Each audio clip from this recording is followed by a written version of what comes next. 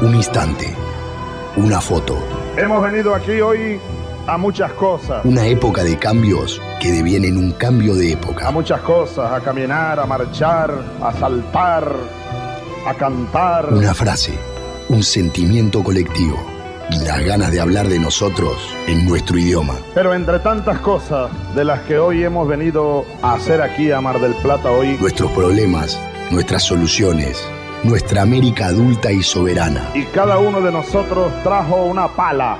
Un fantasma recorre Europa y el mundo entero. Una pala de enterrador. Un continente que expone a la faz del mundo entero sus conceptos, sus fines, sus aspiraciones. Y una frase que lo resume todo. Porque aquí en Mar del Plata, gritada en el lugar indicado, está la tumba del Alca. En el momento exacto. Vamos a decirlo. Alca, Alca, al carajo. A partir de este momento, Alca, Alca, al carajo. Las fronteras se abren y la patria se agranda. Esto es Al Carajo.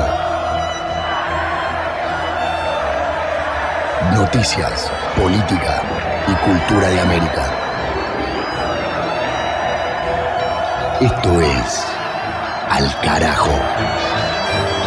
Alca, Alca, Alca, al carajo. Alca, Alca, Alca, al carajo. Cuando desee pasar un rato perdido en las palabras, venga por aquí. Desde este momento pongo a su disposición mis diccionarios, lo oyó decir la Luchi. Le advierto que su invitación no caerá en saco roto, contestó risueño el extranjero. Poseo hasta 3 volúmenes del diccionario de la lengua inglesa. No he podido conseguirlos todos, es una verdadera desgracia. Juan Cariño cayó en una gran tristeza. ¿Quién estará haciendo uso de esos libros? No le asombraba la desdicha que reinaba en el mundo. La Luchi salió del cuarto y volvió al cabo de unos minutos con un diccionario de pastas naranjas y letras de oro. Venezuela, Cuba y Perú son destinos en la agenda informativa de este episodio 16 del 2026, 17ª temporada de Al Carajo, que acá empezamos. Recuperación histórica del legado del Che Guevara en la columna de Juan Francisco Martínez Pería, es otro de los títulos para desarrollar.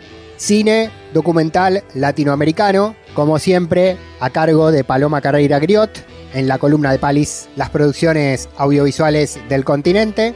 También en propia voz, desde los territorios, en ida y vuelta con las radios comunitarias, campesinas e indígenas de la Patria Grande, reclamos contra los despidos de docentes en El Salvador del presidente Nayib Bukele y protestas en Ecuador reclamando el cumplimiento de una sentencia de la Corte Interamericana de Derechos Humanos que obliga al Estado a reparar y a reconocer daños a una comunidad originaria.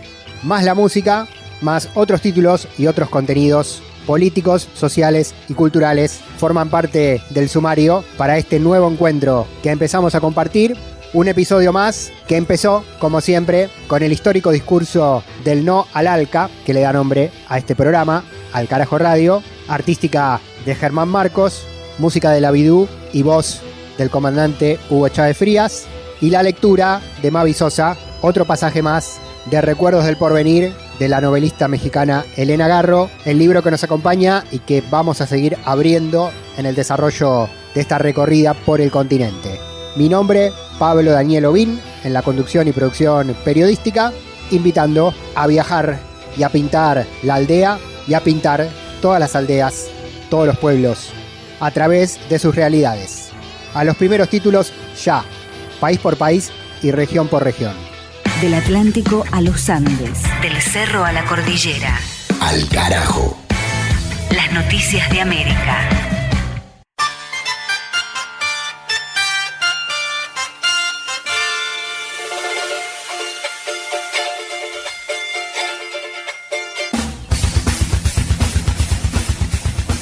En Venezuela, el gobierno recibió a un nuevo grupo de migrantes deportados desde Estados Unidos.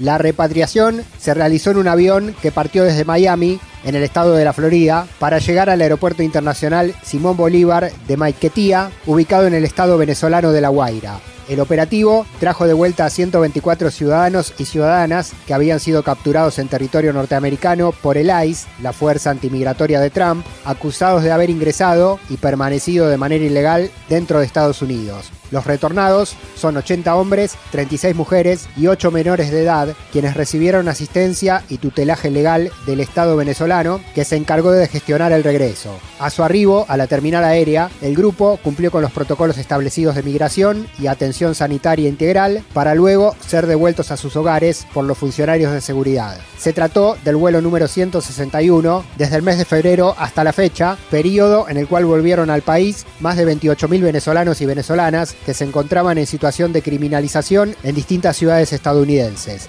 Las repatriaciones se dan en el marco del programa bautizado como Gran Misión Vuelta a la Patria, una iniciativa creada en 2018 por el presidente de Venezuela, Nicolás Maduro, mediante el cual retornaron desde entonces más de 1.600.000 personas. La actual gestión de la presidenta encargada, Delcy Rodríguez, decidió mantener el proceso de negociaciones con la Casa Blanca para la vuelta de los migrantes, aún después de la violenta salida del poder de Maduro tras su secuestro por parte de tropas de élite norteamericanas, ocurrido el 3 de enero de este 2026.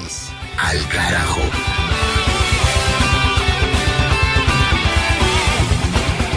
En Cuba, el gobierno define prioridades para enfrentar la crisis agravada por el bloqueo. En un mensaje al país, el presidente Miguel Díaz-Canel marcó 2 ejes fundamentales para recuperar la estabilidad de la isla, que atraviesa, entre otros problemas, grandes deficiencias en el sistema eléctrico y escasez de insumos médicos y algunos alimentos. El primero de los ítems, la preparación para la defensa territorial, con un despliegue cívico-militar para garantizar la protección de la población, en una estrategia que el presidente llamó como de guerra de todo el pueblo para rechazar una posible agresión bélica de los Estados Unidos. En paralelo, la otra gran prioridad, según expresó el mandatario, es el programa económico y social para este 2026. Díaz-Canel recordó que este plan se llevó a debate popular a finales del año pasado y que de esa reflexión colectiva salieron muchas propuestas, sobre todo de elementos de transformación en el modelo económico y social. Entre ellas, la importancia de romper trabas para estimular la producción nacional, tanto para ofertar más bienes y más servicios a la población, como para la exportación que haga posible el ingreso de divisas. Las reformas económicas y aperturas sociales planteadas, afirmó el presidente y actual líder de la revolución, no implican abandonar el socialismo, sino modernizar los mecanismos, como lo hicieron a lo largo del tiempo países como China y Vietnam, para impulsar la producción, crear riqueza y distribuir esa riqueza con igualdad y justicia social. Al carajo.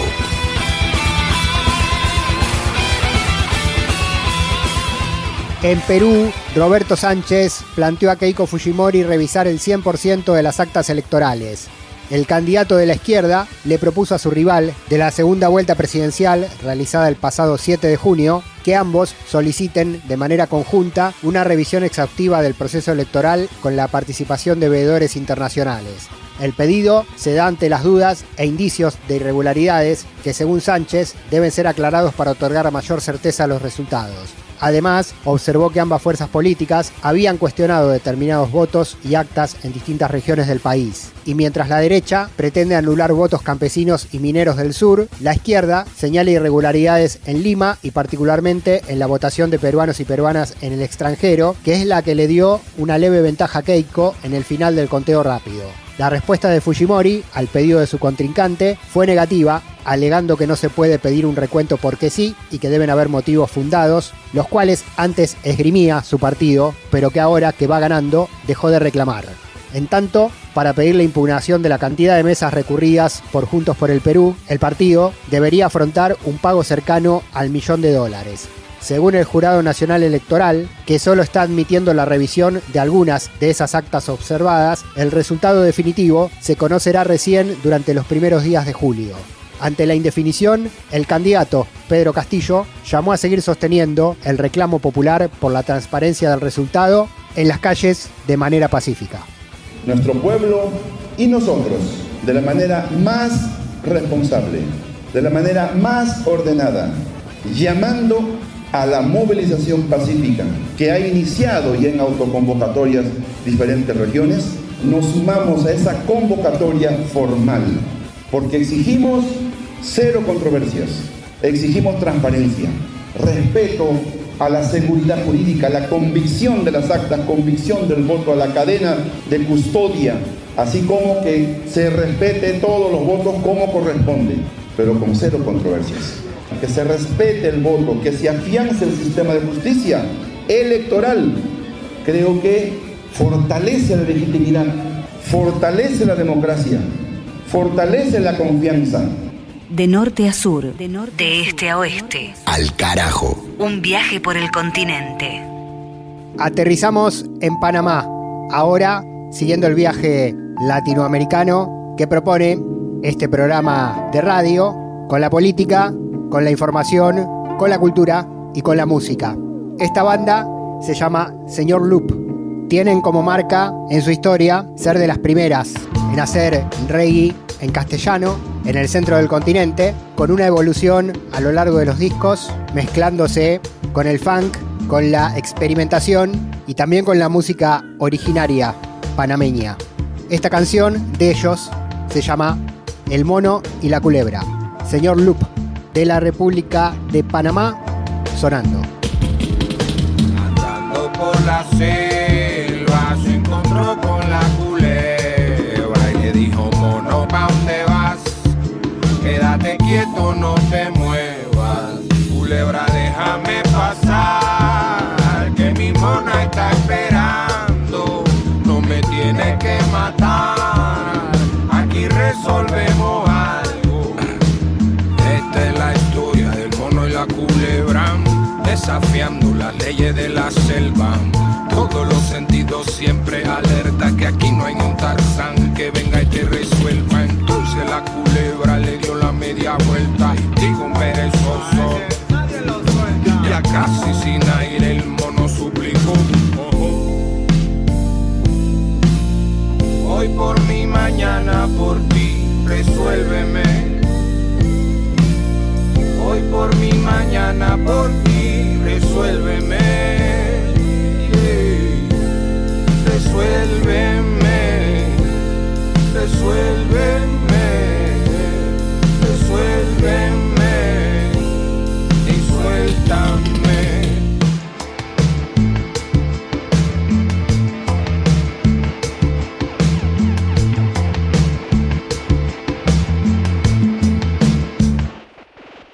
Tú sabes que en esta selva no hay lugar seguro, y puede ser que en el futuro sea yo quien te saque de un apuro. La culebra se creyó la labia que el mono le soltó y suave se desenrolló. El mono dijo gracias y adiós. Hoy por fuera.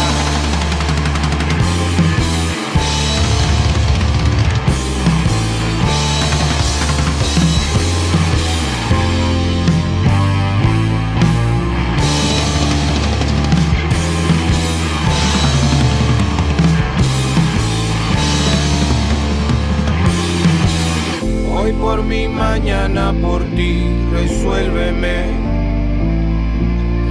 Hoy por mí, mañana por ti, resuélveme. Yeah, yeah. Hoy por mí, mañana por ti, resuélveme. Yeah. Hoy por mí, mañana por ti, resuélveme. Yeah, yeah. Resuélveme, resuélveme. Resuélveme, suéltame. Música de América Latina y el Caribe en Al Carajo. Suena Señor Loop de Panamá. La canción que hemos compartido en nuestro viaje por el mapa se llama El Mono y la Culebra. Las luchas políticas, las luchas sociales de la región tienen su lugar. Al carajo.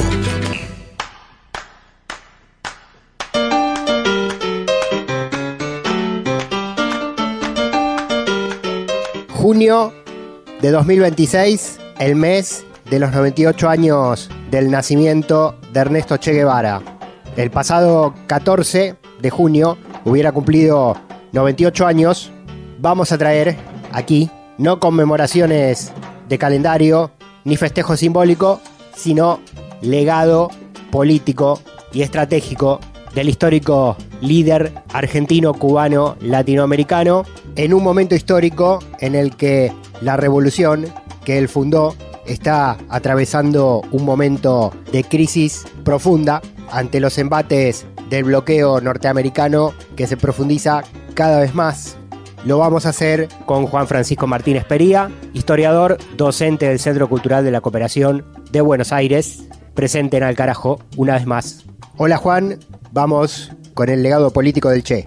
Hola Pablo, ¿cómo te va? Una alegría estar nuevamente en el programa. Y bueno, estamos en el marco, como vos bien señalabas, Pablo, de una avanzada imperialista feroz de Estados Unidos sobre la región y particularmente sobre Venezuela y sobre Cuba. Bueno, desde este programa siempre hemos advertido sobre esta situación, sobre lo injusto del bloqueo histórico que ha sufrido Cuba durante décadas y particularmente de la gravísima y acuciante situación, ¿no?, de este reforzamiento del bloqueo que realmente está dejando, bueno, un tendal de muertos seguros, digamos, y unas condiciones terriblemente negativas para una isla digna que sigue resistiendo. Y en este contexto tan difícil de América Latina, siempre es bueno recuperar la figura del Che, que fue clave en la revolución de Cuba, pero que también fue clave en los procesos revolucionarios de América Latina en general y del sur global, ¿no? El Che, que nació en la Argentina, probablemente es una de las figuras más universales y un gran símbolo de rebeldía y de revolución a nivel global.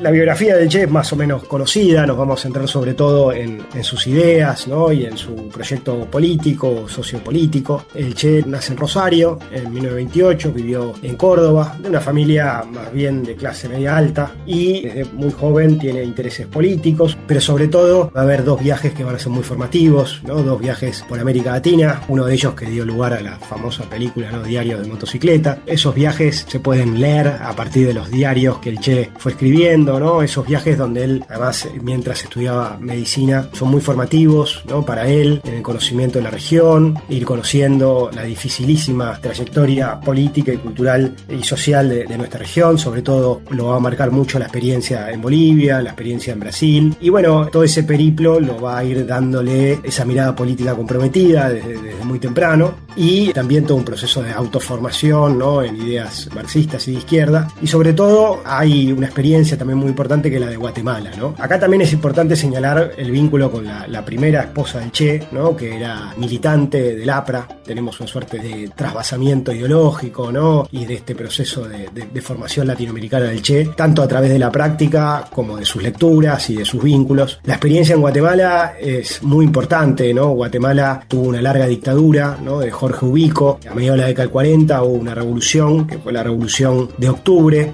¿no?, que fue una revolución cívico-militar que termina derrocando a esa dictadura y que deriva en el primer gobierno de Arévalo, ¿no?, que fue un gobierno democrático, progresista, nacionalista, y que después fue continuado a comienzos de la década del 50 por Jacobo Arbenz, un militar que había sido uno de los militares que participó de la revolución y que intentó llevar adelante una profundización de esa revolución y sobre todo una reforma agraria, ¿no? Ahí, en Guatemala, como en otros países de Centroamérica y del Caribe, Estados Unidos tenía una presencia económica imperial muy fuerte, y particularmente en Guatemala la United Fruit Company tenía un peso muy destacado, controlaba el principal puerto, el principal ferrocarril y controlaba la abrumadora mayoría de la tierra de Guatemala, ¿no? Y Jacobo Arbenz intentó hacer una reforma agraria y fue acusado de ser un gobierno comunista. Estamos en el marco de la Guerra Fría y hubo toda una campaña de desprestigio, una campaña de aislamiento de Guatemala muy parecido a lo que vimos después con Cuba o que hemos visto en vivo con Venezuela, ¿no?, durante la época de Chávez y de Maduro. Campañas muy similares y que finalmente derivan en un golpe de Estado y una invasión orquestada desde afuera, digamos, ¿no?, por Estados Unidos, por la CIA, que termina con el derrocamiento de Jacobo Arbenz, ¿no?, a manos del dictador que va a ser después Castillo Armas. Lo importante es que el Che estaba ahí en Guatemala, trabajando como médico en Guatemala. En todo ese periplo termina desempeñándose como médico en Guatemala y defiende el gobierno, y es uno de los que impulsa creaciones de milicias, cosa que finalmente naufraga, ¿no?, y esa experiencia va a ser muy formativa. De ahí el Che se va a México, ¿no? En México conoce a Raúl Castro,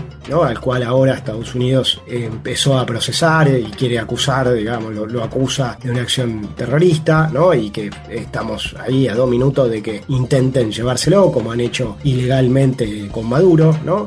Y es a partir de este contacto con Raúl y con otros revolucionarios que finalmente conoce a Fidel, ¿no? Recordemos que en Cuba había una dictadura, que era la dictadura de Batista. Recordemos que Cuba era la principal neocolonia estadounidense en la región, desde la fallida independencia de Cuba, ¿no? Y la intervención de Estados Unidos en Cuba en 1898, y que Fidel Castro, Raúl y otros revolucionarios y revolucionarias habían intentado derrocar a la dictadura en el asalto al cuartel Moncada de 1953, y que, Fidel Castro estuvo preso, como se sabe, ¿no? Y finalmente es exiliado, ¿no? Y en ese exilio finalmente se encuentra con el Che. Y ahí está la famosísima excursión revolucionaria, ¿no? Expedición del Granma, en el cual el Che participa. El Che va en calidad de médico y a los 2 minutos pasa de médico a guerrillero, y al poco tiempo pasa de guerrillero a comandante, ¿no? Y esa revolución armada que empieza en 1956 termina triunfando el 1 de enero de 1959, y es una revolución que tuvo distintas vertientes internas, que tuvo fundamentalmente un discurso nacionalista, popular, antiimperialista, y que no era explícitamente una revolución socialista. Digo, más allá de que el propio Fidel ha dicho después que él ya era marxista, y está muy claro que el Che era marxista en ese momento, ciertamente la revolución tuvo una primera fase, pública por lo menos, que era una revolución nacionalista, popular, antiimperialista. Sin embargo, con las medidas que toma adelante la revolución, en las cuales el Che está muy involucrado, medidas de reforma agraria, reforma urbana, nacionalización del petróleo, nacionalización de ingenios, nacionalización de los recursos naturales en general, nacionalización de la banca, lo que empieza a ocurrir es un golpe por golpe con Estados Unidos, ¿no? Por el cual lo que va ocurriendo es que la revolución se va radicalizando y Estados Unidos va siendo cada vez más agresivo con Cuba, hasta que finalmente ocurre algo muy importante, que es la invasión de Bahía de Cochinos, ¿no? Orquestada por la CIA, sobre todo protagonizada por exiliados cubanos, pero organizada y apoyada por Estados Unidos y con aviones norteamericanos en abril del 61, que fracasa estrepitosamente y que es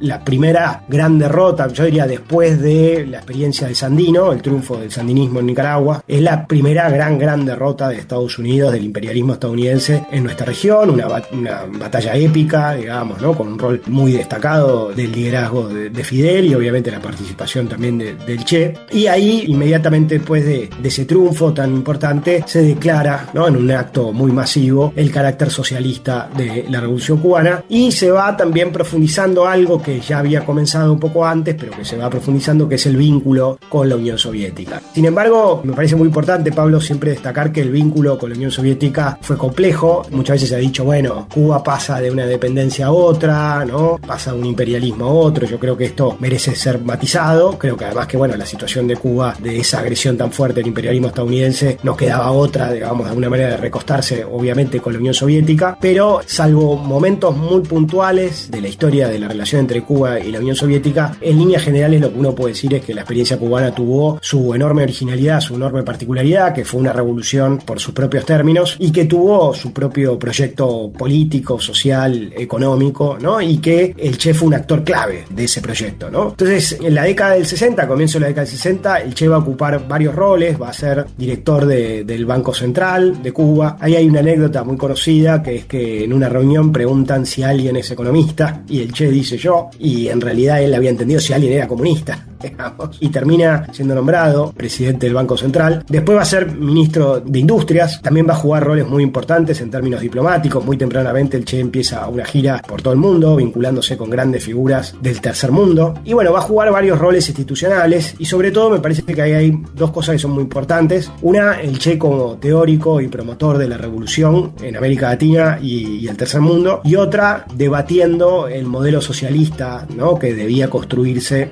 en Cuba, ¿no? Ahí hay un debate muy grande en Cuba de cómo industrializar y cómo llevar adelante el socialismo en el país y en el tercer mundo, además como un modelo, ¿no? Y el Che discute con las propuestas de la Unión Soviética, que eran propuestas más tecnocráticas, si se quiere, ¿no? Más basadas en criterios cercanos al capitalismo, ¿no? De motivaciones más económicas, y el Che insiste en la importancia del trabajo voluntario, insiste mucho también en la idea del socialismo como algo ético. Hay un texto del Che un texto breve que se publicó en una revista muy importante, en el semanario Marcha de Uruguay, que es El hombre y el socialismo en Cuba, ¿no? Donde el Che insiste en esta idea del socialismo como un nuevo humanismo, ¿no? Como la creación de un nuevo hombre, y que el cambio socioeconómico debía venir muy asociado a un cambio ético, ¿no? Y a un compromiso moral con el proceso revolucionario. Esto me parece una de las cosas más importantes, ¿no? Frente a un modelo, si se quiere, más productivista, más burocratizado de la Unión Soviética, ¿no? Más tecnocrático, el Che propone este proyecto distinto, profundamente distinto, de un nuevo humanismo y de un trabajo voluntario y de un compromiso muy fuerte, ¿no? Y con una fuerte agencia también de la comunidad, ¿no? Del pueblo en el proceso revolucionario. La otra cosa absolutamente central, que es parte del ideario del Che, pero también de la Revolución Cubana, es entender el socialismo fuertemente vinculado con el nacionalismo popular y con el antiimperialismo, ¿no? Quiero subrayar esto porque, digamos, históricamente el socialismo en América Latina había tenido una mirada más internacionalista, e incluso cuando surgió la izquierda en América Latina tuvo tintes claramente eurocéntricos, ¿no? Porque en gran medida vino con los procesos migratorios y con las ideas que venían de Europa, y la Revolución Cubana en general y el Che Guevara en particular van a expresar una revolución socialista, pero con una fuerte originalidad, una fuerte heterodoxia y con este carácter nacionalista, antiimperialista, y que va a tener una mirada muy abierta también y muy preocupada por el tercer mundo, ¿no? Un socialismo antiimperialista, nacionalista, pero tercermundista, muy comprometido con las luchas del tercer mundo, con la guerra de Vietnam, con la revolución de Argelia, y particularmente el Che luchando en África, luchando en el Congo, aunque fue una experiencia fallida,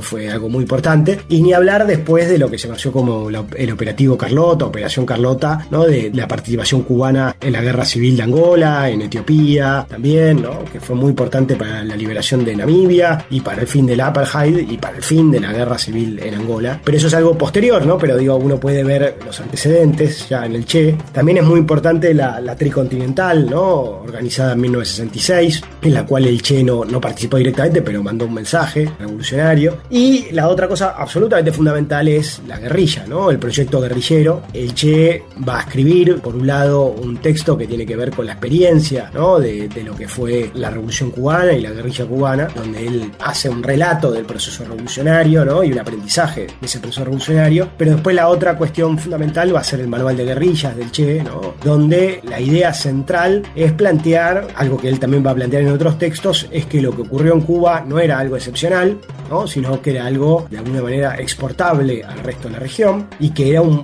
modelo a seguir. Básicamente lo que el Che va a plantear una y otra vez es que las condiciones objetivas para la revolución estaban dadas. Y acá, Pablo, quiero subrayar algo muy importante, muy muy importante, que es que en América Latina había mucho debate sobre la posibilidad de una revolución socialista, ¿no? En general, la ortodoxia marxista, y no solamente la ortodoxia marxista, sino varias corrientes desarrollistas, nacional populares, entendían que América Latina era una región escasamente capitalista, con fuertes legados del feudalismo, y que por ende el socialismo era algo muy lejano. Si uno seguía a rajatabla las miradas etapistas del marxismo más ortodoxo, que no digo que necesariamente Marx haya pensado eso, pero era la lectura que se hacía de Marx, entonces el socialismo era algo lejano, el capitalismo faltaba en América Latina, había que desarrollarlo plenamente, y una vez que eso ocurriera, el socialismo podía pensarse como un horizonte más cercano. El Che creía que las condiciones objetivas estaban dadas para la revolución, y creían que había un deber de hacer la revolución. De hecho, uno de los principales eslogans de la Revolución Cubana es: el deber de todo revolucionario es hacer la revolución. Y acá hay otra cosa también muy importante de la Revolución Cubana y particularmente del Che, que es esta agencia del pueblo y de los sectores populares para hacer la revolución. Hay un libro muy clásico de un autor estadounidense llamado Alvin Goldner, que él habla de los dos marxismos, ¿no? Él básicamente plantea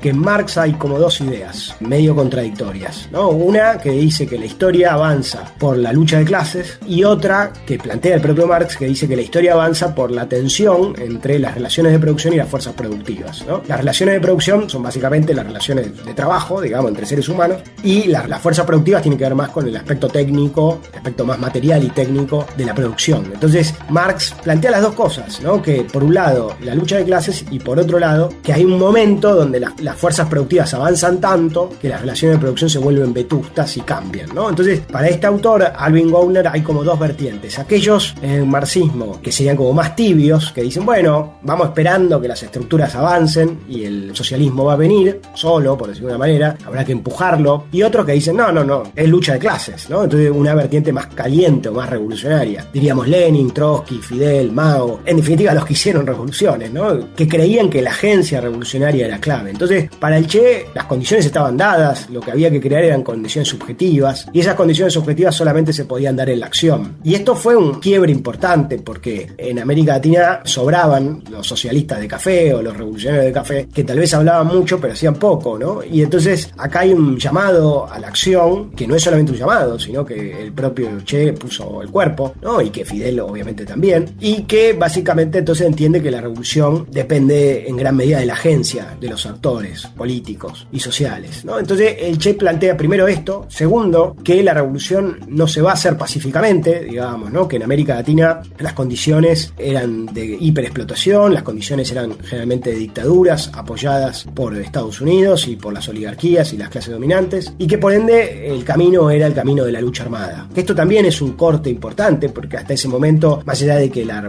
izquierda podía pensar que iba a haber un momento violento, no se pensaba necesariamente como un proceso de lucha armada sostenida. Y la otra cosa muy importante es la lucha armada en el mundo no urbano, ¿no? En el mundo más rural, que eso es lo que entiende el Che que pasó en Cuba, ¿no? A partir de la guerrilla en la Sierra Maestra. Entonces, el modelo guerrillero, el modelo rural, y la otra cosa muy importante que es que el actor central de la revolución es fundamentalmente el campesinado. Esto se ha conocido como la teoría del foco, ¿no? O el foquismo, que después tuvo una expansión muy fuerte en el resto de la región y que implicaba reformular las ideas tanto de estrategia y de táctica de las izquierdas latinoamericanas y europeas en ese momento, ¿no? Entonces, en vez de apostar a partidos políticos, pensar en guerrillas, en vez de pensar en la clase obrera como agente fundamental, en el campesinado, y en vez de pensar el mundo urbano como central, más bien el mundo selvático, rural, periférico. Y también la otra cosa muy importante, que alcanza con un pequeño grupo para iniciar ese proceso revolucionario, ¿no?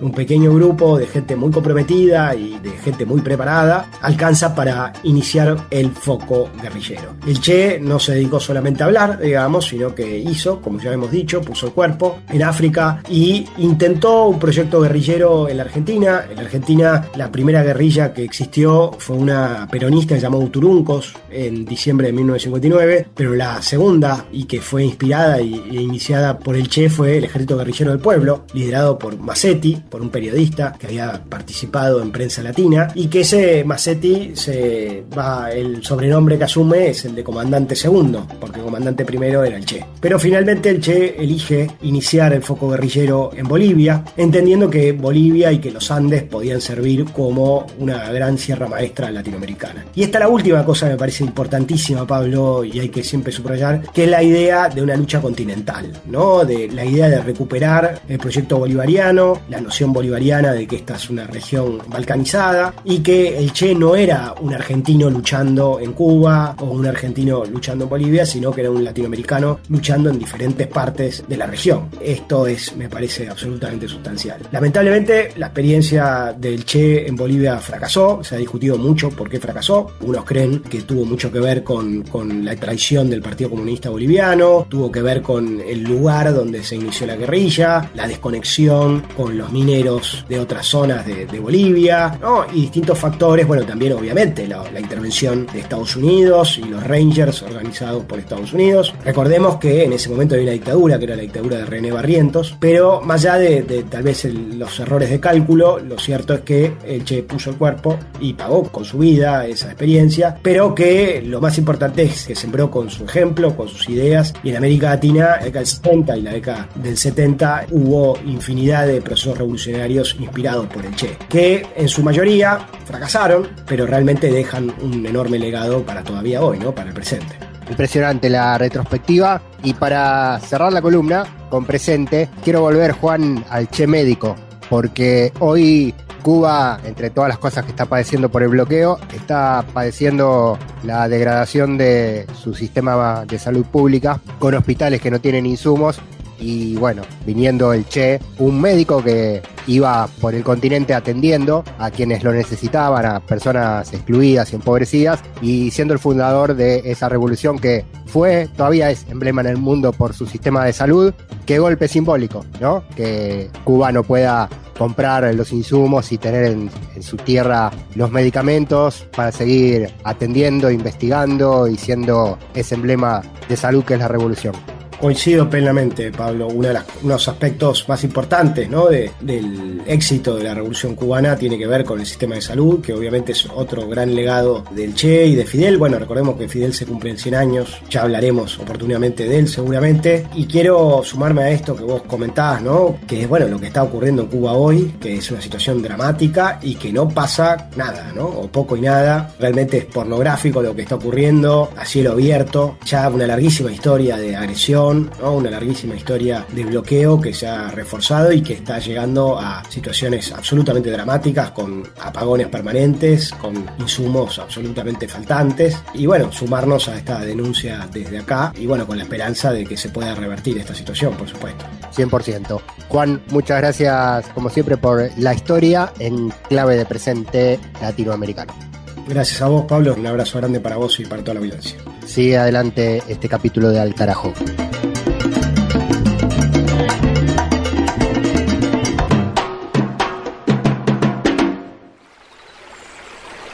Elena Garro, Los recuerdos del porvenir. Fragmento 47. Juan Cariño cogió el libro con reverencia y empezó a iniciar a su amigo en sus palabras predilectas. Las repetía silabeándolas para que su poder bañara a Ixtepec y lo librara del poder de las palabras dichas en la calle o en la oficina de Francisco Rosas. De pronto se detuvo y miró con seriedad a su interlocutor. Supongo que usted va a misa. Sí, los domingos. No nos prive de unir su voz a las palabras de las oraciones. Son tan hermosas. Juan Cariño empezó a recitar las letanías. Ya es más de la 1:30 y ni siquiera se ha prendido la lumbre, anunció. La Taconcitos, asomando su cabeza desaliñada por la puerta de la sala. ¿La 1:30? Preguntó Juan Cariño, interrumpiendo la oración. Quería olvidar la voz grosera de la mujer que lo devolvía a la miseria de su vida en la casa de paredes y cama sucia. La 1:30, repitió la mujer y desapareció del marco de la puerta. Es una libre pensadora. Son ellos los que han vuelto al mundo tan horrible, dijo Juan Cariño con enojo. Se puso de pie y se acercó despacio a Felipe Hurtado. Al carajo. Al carajo. Identidad, música y cultura de América Rebelde.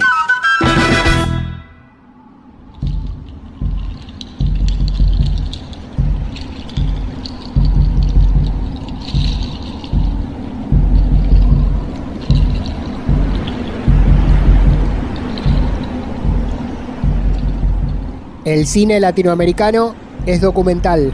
En Al Carajo se suma Paloma Carreira Griot al aire para recomendar una película más en esta temporada. En este caso, la temática y la situación de tiempo, de lugar y de contexto es muy particular. Hacer música en la pandemia en medio de un gobierno autoritario producto de un golpe de Estado. Hola Palis, ¿a dónde nos llevas para esta historia? Hola Pablo, hola a todas las audiencias de Al Carajo en todo el continente. En esta oportunidad nos vamos para Bolivia con el documental Un Paso a la Vez. El recuerdo que tengo es problemas en La Paz y nada, después pandemia. Eso es lo que me recuerdo, digamos. O sea, no hay mucho lapso que contar entre pandemia. Para mí así ha sido colado, digamos. Ha estado junto. Del director Gustavo Iván Portocarrero, este documental del año 2023 nos va a llevar a Bolivia, más precisamente a La Paz, a meternos dentro de la vida de 3 músicos que deciden grabar para transformar lo que les estaba pasando y crear un disco. Todo esto en medio del 2020. Nah, pues pasa lo del Kovinsky y todo se cayó. Entonces... No, pues a replantear todo otra vez, digamos, ¿no? ¿Qué voy a hacer ahora? Estos 3 músicos nos van a contar en primera persona cómo con la llegada de la pandemia sus planes se vieron modificados y también esto los enfrentó a la soledad, al miedo, incluso a las restricciones. pero como buenos artistas que son, también despertó en ellos la necesidad de encontrarse de alguna manera, compartir ideas y llevar todo esto para crear algo juntos. Por suerte ya había arrancado con este proyecto de Quintano Jara, todavía de una manera, era como algo más personal, más íntimo, ¿no? Tenía ganas de hacer música más solo, y creo que eso es grave porque de pronto se ha cumplido y de pronto está re solo acá haciendo música y también, bueno, empezó esto y me he dado cuenta que solista no es lo mío, ¿no? Superadas las medidas de bioseguridad, estos músicos se van a juntar en una casa y a pesar de el temor a la muerte que estaban rondando por los medios, se van a juntar durante 7 días para darle vida a 7 piezas musicales. Entonces lo primero que se me pasó por la cabeza es que salimos y aquí en la esquina había pues militares, ¿no? Y era, claro, los militares hace rato estaban matando y ejerciendo como que poder estatal, jodido, violencia densa, y ahora están controlando que la gente no salga de sus casas, ¿no? Y es así como, puta, estamos realmente oprimidos, ¿no? O sea, hace rato por lo que estaba pasando políticamente y ahora por lo que está pasando con el tema de salud, digamos, ¿no? Y es así como, uff. El resultado obviamente es mucho más que un disco, es un testimonio de esa época de resiliencia, de respeto, y es una reflexión sobre cómo el COVID, cómo la pandemia transformó al mundo. Entonces nada, pues ha sido como armar este espacio para romper un poco con el individualismo, ¿no? Que tiene que ver con volver a la comunidad un poquitito, que a partir de eso también sigo trabajando con la idea de hacer una pequeña comunidad, ¿no? Un espacio donde te cuidas, te quieres y te potencias y potencias al otro y te empujas y se genera esa energía de grupal que es poderosa, ¿no? Que es imparable, digamos, ¿no? Cuando aparece esa conexión, yo creo ahí es algo mágico, hay una fuerza extra.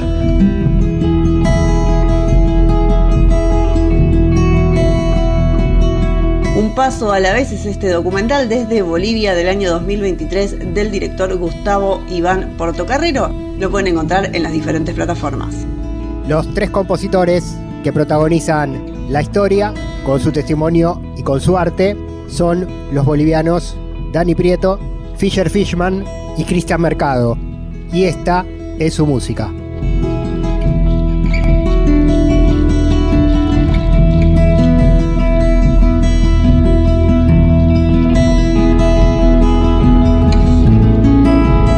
Y vamos a hacer otros. No es que vamos a hacer los de antes, no. Vamos a hacer otros. No sé cómo vamos a hacer, pero vamos a hacer otros. Ojalá que más conscientes y unidos y hermanados, ¿no?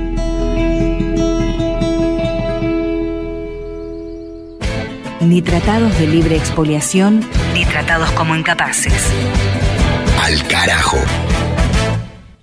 Y del cine documental latinoamericano, de la mano de Palis Carreira Griot, volvemos a la información.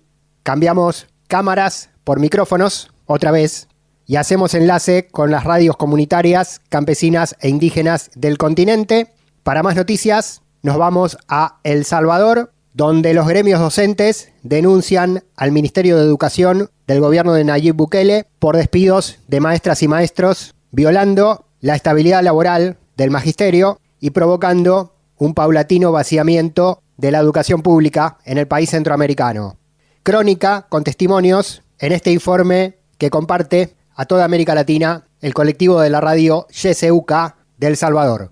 La organización Bases Magisteriales Salvadoreñas denunció el despido de 2 maestras de un centro escolar ubicado en Olocuitla y otro de Santiago Texacuangos, bajo la figura de supresión de plazas. Según la organización, el Ministerio de Educación continúa vulnerando el derecho a la estabilidad laboral de las y los docentes, establecido en el artículo 30 de la Ley de la Carrera Docente. La maestra Carmen Ramos relató que una de las docentes notificadas de su despido sufrió complicaciones cardíacas tras conocer la decisión, presentando un aumento en su presión arterial, por lo que tuvo que ser trasladada a un centro asistencial. Asimismo, otra compañera requirió atención médica al enterarse de la situación. Ramos señaló que a las maestras afectadas no se les ha entregado ningún documento oficial que respalde la supresión de sus plazas. Además, aseguró que tampoco se les informó quién tomó la decisión ni qué autoridad emitió la orden de despido. Y empezó y me dijo, vaya maestra, me dijo, por un reacomodamiento en el centro escolar y la aplicación de la nueva plataforma que se está dando en el Ministerio de Educación, la modernización de la educación que ellos le llaman, su plaza ya no es necesaria en el centro educativo, así es que a partir de este día usted queda suprimida su plaza. Pero no me dio ningún documento, no me dijo con quién había tomado las decisiones, quién le había dado la orden. Mi jefe inmediato no me ha dado la cara, yo le he hablado para que me dé algo escrito y no me ha respondido ya la última llamada que le hice. Entonces yo tengo lo que él me dijo, de que ya iba a comunicárselo a la señora departamental, porque yo le dije que me iba a presentar para que no me acusaran de abandono de trabajo, porque yo no tenía absolutamente nada en mis manos que garantizara de que ellos me habían suspendido mi plaza. Alexander Castro, otro de los maestros despedidos, señaló que en su centro escolar actualmente se imparten clases a 3 grados diferentes dentro de una misma aula. Según explicó, esta situación obliga a las y los docentes a dividir su tiempo y atención entre los 3 grupos de estudiantes, lo que a su juicio limita el proceso de enseñanza y afecta la calidad educativa que recibe el alumnado. Mis niños que yo tenía a cargo eran 4º y 5º, ahora pasaron a otros grados integrados donde el 4º, 5º y 6º están juntos, ¿verdad? A eso le llaman modernización, ¿verdad? A eso se le está llamando dignificación, ¿verdad? Cuando se le ponen hasta 3 o 4 grados a un maestro, las clases ya no son iguales, no se puede dar la misma explicación. Entonces el recurso ahí estaba, yo estaba como docente, ¿verdad? Y vienen y me despiden de esa manera, ¿verdad? Entonces yo pido, pues, por favor, que se agote, pues, los últimos recursos, como dice acá el compañero Villegas, pues, la estabilidad laboral. Bases Magisteriales Salvadoreñas denunció que los despidos se están realizando de forma verbal, con el objetivo de no dejar constancia documental de las presuntas vulneraciones a los derechos laborales de las y los docentes. Las y los maestros afectados exigieron al Ministerio de Educación y a la Presidencia de la República que investiguen las condiciones en las que se encuentran las aulas y el proceso mediante el cual se están ejecutando los despidos de las y los docentes. Es la información desde Radio YSUCA en El Salvador. Al carajo. Una mirada al sur desde el sur.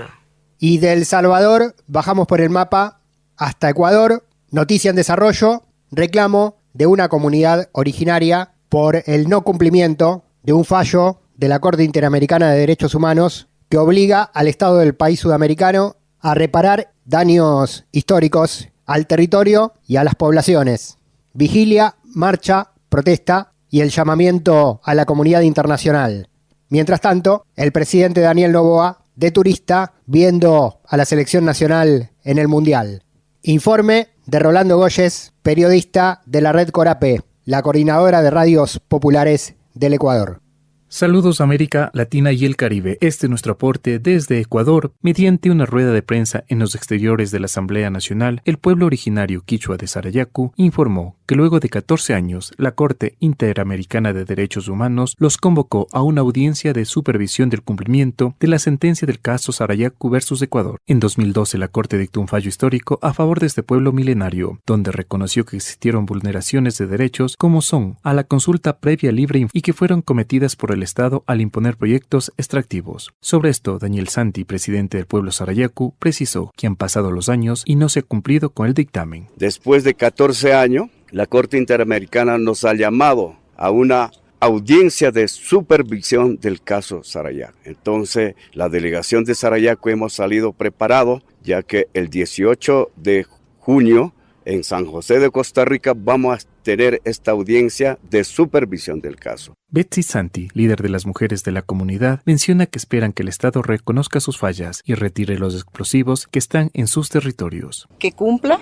el Estado ecuatoriano para retirar los explosivos, porque las mujeres estamos pendientes, estamos pensativos, porque nosotros como mujeres vinculamos con la tierra, con la madre tierra, con la selva, con el causa Sacha. Desde la nacionalidad quichua de Pastaza Paquirru, Luis Canelos precisa que ahora se busca la reparación de los territorios, pero también la no repetición de entrega de tierras para actividades extractivas. Al día de hoy vemos cómo el Estado ecuatoriano continúa manteniendo estas prácticas, incumpliendo la decisión internacional en el caso Sarayaku, mientras acelera una nueva expansión de frontera extractiva mediante las rondas petroleras suroriente y subandina y la apertura del catastro minero, decisiones tomadas sin transparencia y sobre todo sin nuestro consentimiento, violando el artículo 57 de la Constitución. Luis Melo, del equipo jurídico, señala que si bien se cumplió con las disculpas públicas, de nada ha servido, ya que se entregó nuevamente estas tierras a Petroecuador. Derechos del pueblo, que fue hecha por el Estado, no necesariamente por un gobierno en particular. Sin embargo, las disculpas no implicaron un cambio de actitud por parte del Estado ecuatoriano en relación a los pueblos indígenas. Han seguido entregando concesiones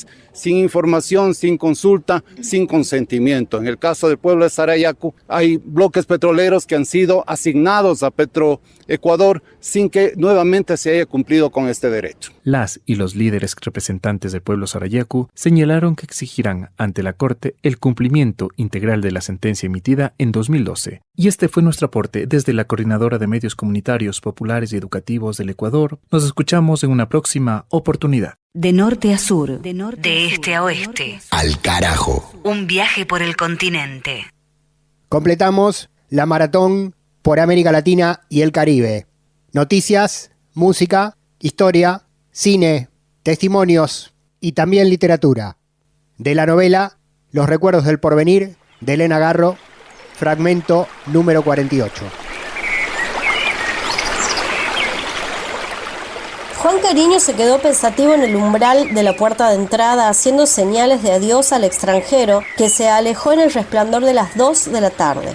Luego cerró tristemente la puerta, volvió a la salita sucia y se sentó en el sillón que había ocupado antes. Procuró no ver las colillas y la mugre que reinaban en el cuarto. «Señor presidente, nos cantó el pajarito de la gloria. Al rato le traigo sus taquitos», dijo la Luchi, tratando de alegrarlo. A esas horas, las demás mujeres apenas estaban levantándose.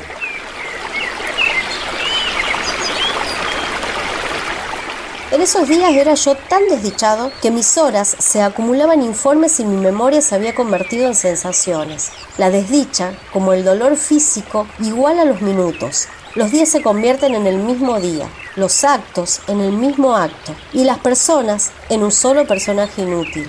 El mundo pierde su variedad, la luz se aniquila y los milagros quedan abolidos. La inercia de esos días repetidos me guardaba quieto, contemplando la fuga inútil de mis horas y esperando el milagro que se obstinaba en no producirse. El porvenir era la repetición del pasado.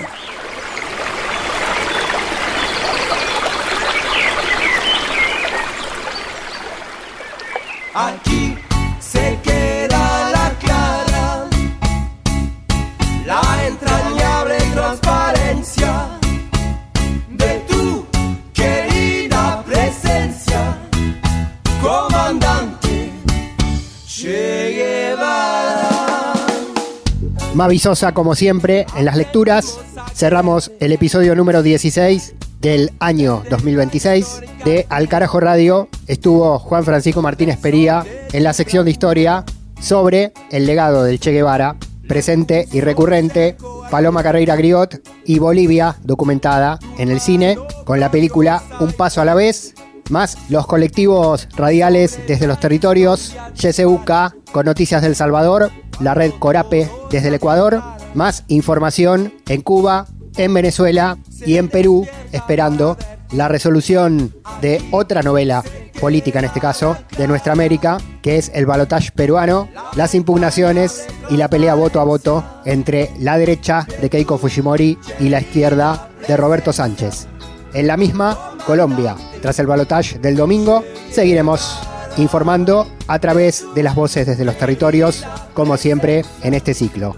Mi nombre, Pablo Daniel Ovín, en la conducción y producción periodística. Cerramos este capítulo, promediamos la 17ª temporada de Al Carajo. Nos encontramos a la brevedad en nuestro próximo episodio. Será hasta entonces.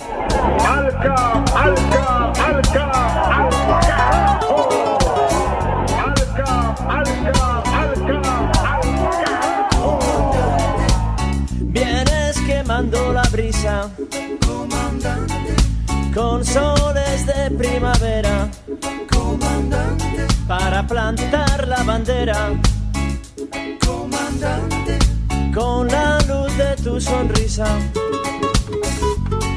tu amor revolucionario te conduce a nueva empresa, donde espera la firmeza de tu brazo libertario.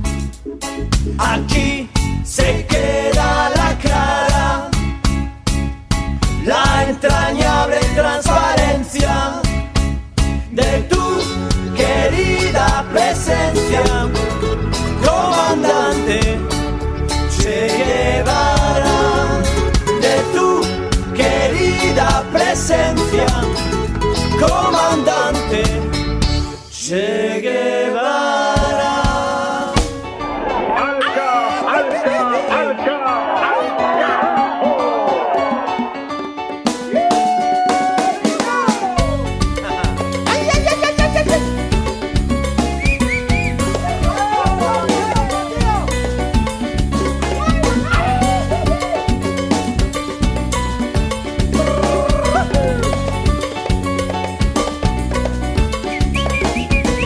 Aprendimos a quererte desde la historia altura, hasta siempre, comandante.